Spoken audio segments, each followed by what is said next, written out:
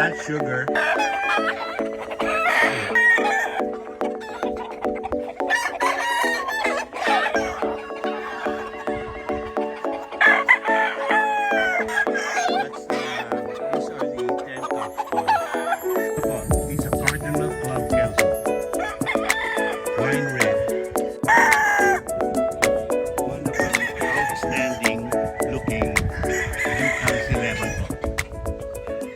Outstanding to.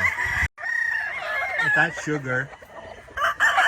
Paolo, these are the 3-year-old battle cocks for you. The whole bag. Mostly lemon sweaters are signature line. Here. Attached sugar. 3-year-old battle cocks.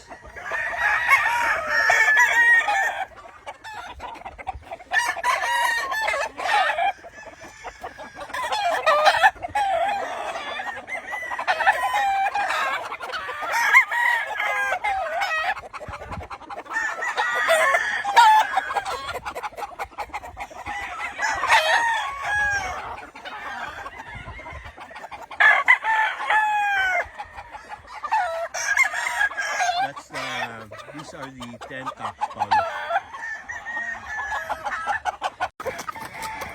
Attached sugar. This is the Dan Gray Roundhead. He's also barely a year old. Pero tingnan nyo yung buntot, no? Up to the ground na siya. And there's the pullet. Ganda din ng station. Well-bodied. Pero, ganda ng bulka. Good stud. Pwede ko rin gamitin to, Tat.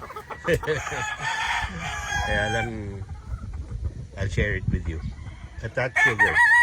This is a Dan Gray Roundhead. There's the full stud. Yep. This one is the Lemon 84, the dark Lemon 84. That one, straight coat, yeah. That's the Lemon 84. And behind him is a pure McLean, high action McLean. Yan. Ganda ng station yung lip. Kaya lang takot sa isang minahinit. This is your request, lip. A Lemon 84 and a McLean. Ito po, is a Cardinal Club Kelso. Wine red, peacocke, white-legged. We have 3 families of the Cardinal Club Kelsos. We have one from Damon Yorkman, one from Ratgraves, and another trio from Guest Farm. We have 3 families of the Cardinal Club Kelsos. There. One of our outstanding looking Duke Halsey Lemon po. Outstanding to.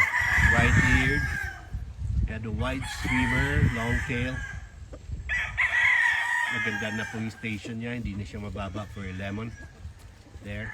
Siguro ang timbang po nito is 1,950 at the most.